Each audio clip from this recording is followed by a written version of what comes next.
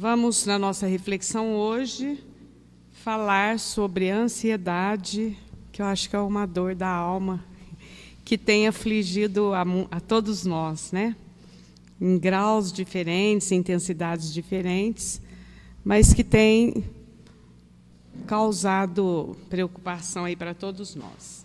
Todos nós sabemos que, no estado normal, a ansiedade é até salutar, né? Porque senão nós ficaríamos seres paralisados. Mas é evidente que nós vamos falar da ansiedade quando ela já começa a nos perturbar, a causar dificuldades para nós mesmos e, naturalmente, nos nossos relacionamentos. Então, seria, assim, um estado afetivo que vai caracterizar uma insegurança, porque o ansioso, ele nunca vive o presente, né? Ele sempre está vivendo o futuro, né? Se acontecer isso, e aí já começam as fantasias, né? O que poderia acontecer, criar quadros que naturalmente vão causar dificuldades para todos nós, né? E nós vamos então lembrar de Jesus, quando ele disse que não cai uma folha de uma árvore se não estiver manifesta a vontade de Deus. E que Deus, que é o nosso Pai, o nosso Criador, Ele sabe quantos fios de cabelo tem na nossa cabeça. Eu fiquei me lembrando disso e pensei assim, se a gente acreditasse de verdade nisso, né, nós não teríamos com que nos preocupar realmente. Porque se uma folha de uma árvore, de qualquer árvore, ou de todas as árvores, que caia, ela só cai se estiver manifesta a vontade de Deus, imagine com a nossa vida, com a vida das criaturas que nós amamos. Que realmente, então, nós não temos com que nos preocupar. Porque a ansiedade caracteriza bem isso, né? Eu preocupo, né? Então, se eu tenho que executar uma tarefa no meu trabalho, claro que ninguém está dizendo aqui que nós não precisamos nos preparar, nos ocupar com aquilo. Então, evidentemente que eu tenho que me preparar, eu tenho que estudar, eu tenho que fazer o planejamento, e ponto, né? E ir para o trabalho. Se nós temos que cuidar dos filhos, sejam eles crianças ou adolescentes, temos que fazer aquilo que nos compete e pronto. O que acontece? Eu acredito que com a grande maioria, né? E que cada vez mais tem caracterizado o ansioso. Nós fazemos e preocupamos. E o que é o preocupar? É ocupar antes do momento real da ocupação. Então, nós começamos a pensar, a criar aqueles quadros mentais, que nós sabemos que, se forem repetidos esses quadros mentais, eles poderão até criar força, e aquilo que está apenas na nossa mente pode realmente acontecer, e nós sofremos. Sofremos antes que algo aconteça. E se nós sofremos, não está certo, né? E é falta de fé, né? É falta de fé. Esta fé que nos sustenta realmente, não é a fé cega, né, gente? Porque a doutrina espírita, ela pregou exatamente a fé raciocinada, passar pela nossa razão. Então, eu quero conduzir aqui a nossa fala nisso. Se não cai uma folha de uma árvore que não esteja manifesta a vontade de Deus, nada que acontece está acontecendo se não esteja manifesta a vontade de Deus. Principalmente com a árvore, é a criação divina, mas nós também somos. Então, Deus está se ocupando conosco. E eu também fiz essa reflexão e eu acredito que está na indagação de muitos de vocês. Mas muitas vezes nós negligenciamos, nós violentamos as leis, muitas vezes nós desrespeitamos, então algumas coisas acontecem que não deveriam acontecer. Concordo. também faço essa reflexão com vocês, mas faço outra também. Aquela criatura que está fazendo aquilo, às vezes nós mesmos ou outra pessoa, é porque está no momento dela. E como Deus é sábio e nos quer criaturas livres, Ele permite que nós tenhamos essas experiências, mas é vontade dEle para que nós possamos aprender. Então, em relação às outras criaturas, aquelas criaturas com as quais nós convivemos, principalmente os nossos familiares, né? Então vamos pegar principalmente os pais, né? Eu falo aí da minha experiência. Você, quando está educando a criança ou adolescente, mesmo adulto, viu, gente? Que meus filhos já são adultos e a gente acaba sempre preocupando da mesma forma. Não deveriam, né? Mas nós ficamos querendo que os filhos façam aquilo que nós imaginamos, que é bom, que nós sabemos, às vezes devido à nossa experiência, que é fruto da nossa escolha. Mas se não está no momento daquela criatura ainda, ela, mesmo ouvindo, ela poderá ter outras escolhas. E essas escolhas, naturalmente, que vão levar a criatura a aprendizado. Isso é verdade. E Deus, na realidade, é que vai permitir ou não. Então, nós precisávamos ser aquelas criaturas assim, olha, eu vou fazer isto que me compete e vou abrir o meu coração. Porque cada um tem o seu momento e está no seu caminho certo, né? E em relação a nós mesmos, né, a nossa vida, a condução da nossa vida, nós temos que pensar sempre assim, eu estou humano aqui, né? Porque é claro que nós somos seres divinos, todos nós somos seres divinos, mas essa divindade é uma meta, ela não é uma conquista ainda, e por enquanto nós estamos humanos, e como humanos, eu tenho que respeitar o meu limite, da minha humanidade. E o limite da minha humanidade está incluído acertos e erros.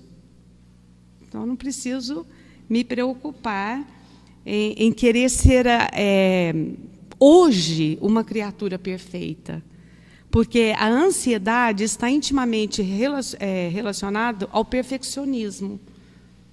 Nós não admitimos errar. Eu estou falando muito isso assim, de mim, viu, gente? Vocês vão filtrando aí. Eu não admite erro, tal, e aí a pessoa sofre e vai errar, lógico, né? Já começou errando, né? Achar que não pode errar.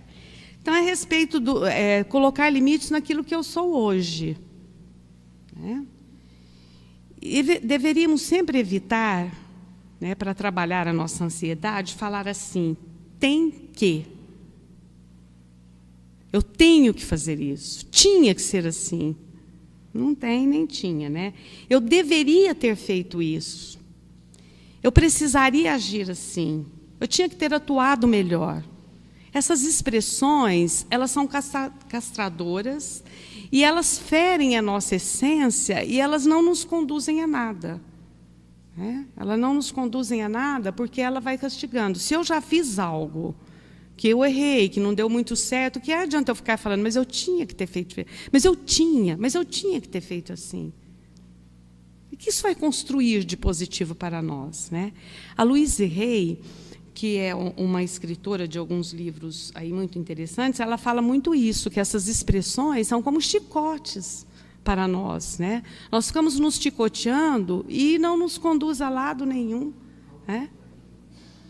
Ficamos nos autoflagelando e criando situações que não existem, que não existiram, né? Porque se eu falo, eu tinha que fazer isso, mas eu não fiz. A situação agora é outra, já passou, né? Quem sabe da próxima vez eu possa fazer assim, né? Então, eu tenho que respeitar as minhas fronteiras internas e externas, porque isso vai diminuindo a ansiedade. Porque trabalhar com ansiedade é um exercício de todos os dias. Vai diminuir, na medida que nós vamos exercitando, tomando consciência, nós vamos melhorando, né? Não ficarmos fazendo comparação com os outros, né? O outro conseguiu, que bom, que ótimo, é o estágio que ele está, é a situação que ele está, mas eu estou aqui, né? Se eu admiro aquilo que a pessoa conseguiu, eu posso até colocar como meta, mas não obrigatoriamente, né, ficar frustrado porque o outro faz e eu não faço. Todas essas situações são constrangedoras e nós vamos nos castigando e não vamos construindo nada de positivo para nós, né? Se somos cristãos, acreditamos em Deus, na paternidade divina, precisamos exatamente nos reconhecermos como filhos de Deus. E como tais, Deus é um pai que não erra. Deus é um pai que não erra. Então vamos nos entregar e confiar, porque a nossa vida vai ser mais fácil, né? Lembrar sempre também que Jesus dizia, olha, eu tenho um só rebanho, e nesse rebanho só tem um pastor. Então toda a humanidade está provida da misericórdia divina. E eu faço parte dessa humanidade, eu sou filho de Deus, eu estou provido dessa misericórdia divina. Então, nada que acontece comigo está errado. É evidente, né? Às vezes eu falo isso, preocupa um pouco, é evidente que nós temos que ter ações positivas na nossa vida. E isso eu penso que todos nós temos. Nós temos as nossas ações positivas. Nós temos as nossas metas, as nossas propostas, os nossos planejamentos, mas nesse caminhar nós erramos, né? E esses erros fazem parte dessa trajetória e quando acontece, está correto, né? Porque a partir daqui eu adquiri um novo conhecimento, um novo aprendizado. Mas o que isso tem a ver com a mediunidade? Bom, para a reunião mediúnica, ou como médium, né, principalmente como médium, mas mesmo como outro participante da reunião mediúnica, nós temos que exercitar muito o aqui e agora.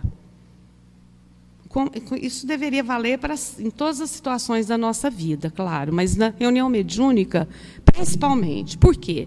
Se o médium senta, né, à mesa para participar da reunião mediúnica, ele começa ou lembrar das ocorrências que ele viveu aquele dia, ou das suas preocupações, ou das suas tarefas, aquilo que não deu certo, ou que ele vai fazer depois, já está com a reunião comprometida.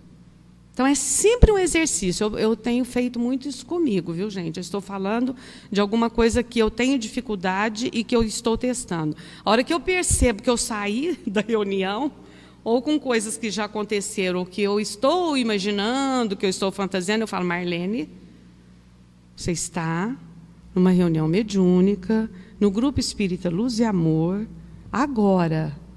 O que você vai fazer com isso? Aí eu volto no meu foco, né? Então, portanto, é um momento de doação, esteja eu nessa reunião como médium, ou como dirigente da reunião, ou como dialogadora, o que eu vou fazer agora nessa reunião? E aí eu vou deletar as minhas coisas, da minha casa, da minha vivência familiar, da minha experiência com os meus amigos, do aborrecimento no trânsito, isso não conta, isso não existe mais. Se já aconteceu, aconteceu, está resolvido. Concordam? Se não aconteceu, por que eu vou ficar imaginando? Por que eu vou plasmar? Né? Então, é isto...